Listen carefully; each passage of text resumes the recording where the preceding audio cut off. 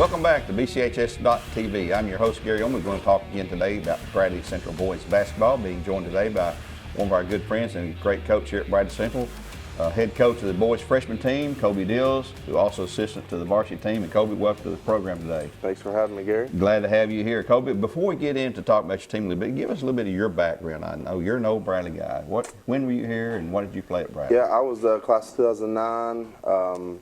I played basketball and football. I played baseball and football. I played basketball up until I got here, and it was definitely my weaker of my sports. So I just wanted to focus on football and basketball. But yeah, class of 2009, played for Coach Adams, baseball, and Coach Damon Floyd in football. Now you worked a lot with Lake Forest down there recently, and now you're here at Bradley on staff here. What got you interested in the position here as coach in basketball? Because people look at you and say, I didn't know he was interested in basketball or coached that, but yeah, doing a good job. We're going to talk about that in a moment too. Well, it's actually I started coaching at Wardle Elementary. My little brother was a third grader, and I just kind of worked my way up. Position opened up at middle school, and Andrew Nipper hired me as a sixth grade basketball coach, and I was there for 5 years. And then the job came open here, and I was already on staff here, so it just kind of worked its way up. Okay. And now you're assistant here at Bradley with football too, aren't you? Yes, sir. JV, head JV football coach, and coach the running back position. And this will be going into my third year up here for the football program. Well, you're obviously intimately involved here at Bradley Central in a lot of things here. Let's talk about your basketball team now. What kind of record do you have so far? Right now we're 10-1. Our only loss has come to a very good men team, and we'll get a chance to see them in a few weeks. So hopefully we can get some revenge on them.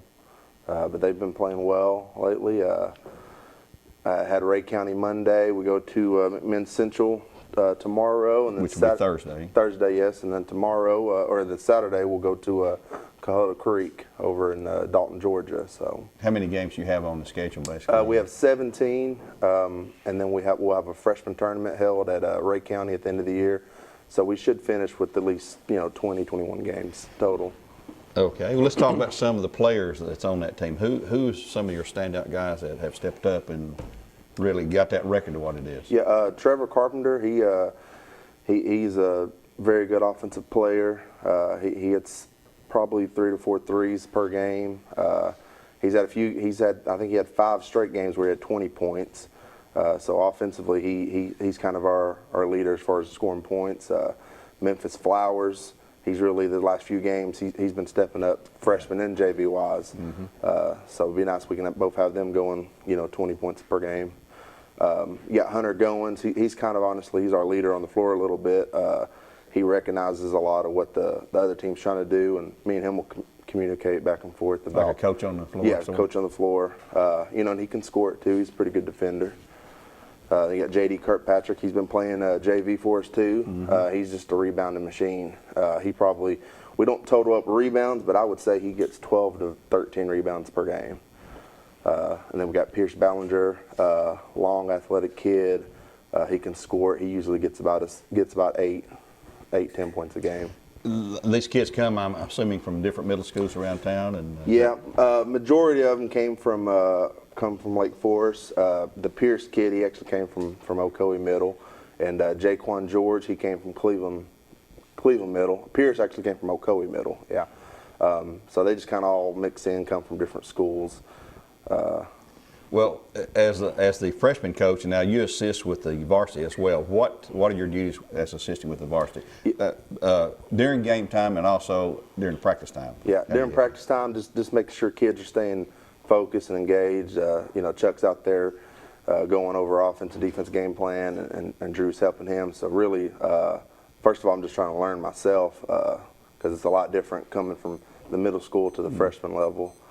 So really anything they need me to do, I'll knock out. During the games, I do a lot with the stats and keeping up with who scores what for them, what their shooting percentages are, and stuff like that, and just relaying it to Chuck so he can use it to help us get the win.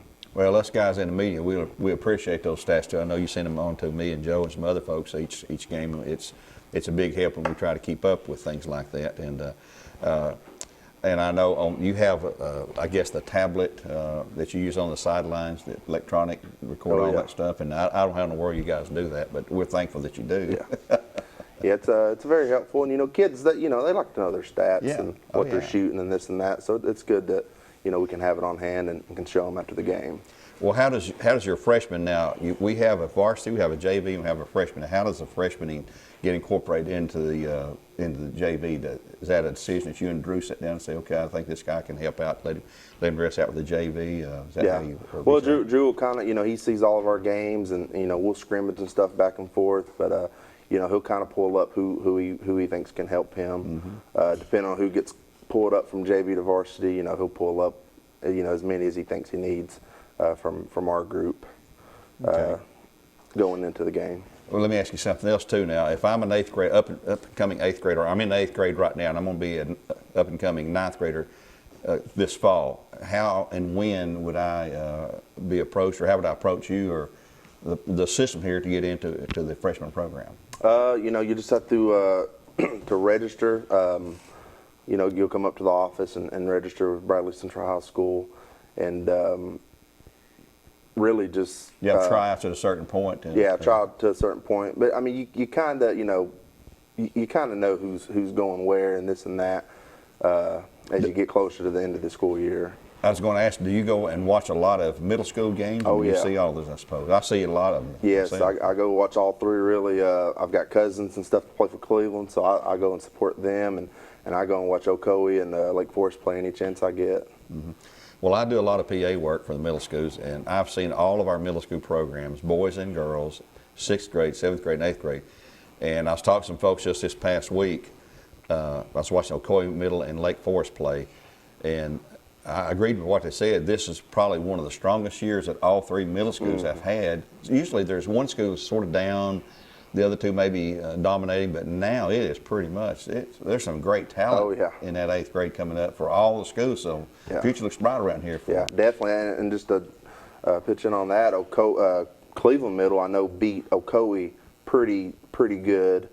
Lake Forest beat Cleveland last week, and then Ocoee beat Lake Forest Monday night. So it is very balanced.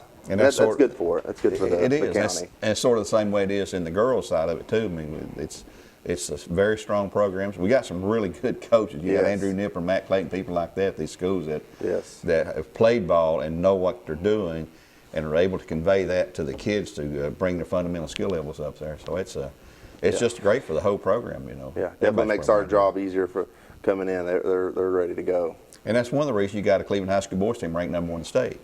You got a Bradley girls team ranked #1 in the state. Yes. That's incredible to think about here. Then 2 miles apart, you got the two #1 teams in the state here in the boys and the girls, and one of them the Bears defending state champions. So it's just basketball is a strong sport, just like football and wrestling, baseball around here. There's a lot of interest in it, a lot of support behind the scenes that people don't realize too. It's not just about the kids and the coaches and all that. There's a lot of parents and people behind the scenes that mean so much to the program that don't ever get credit for it, publicly. But they're certainly appreciated, aren't they? Oh, yeah.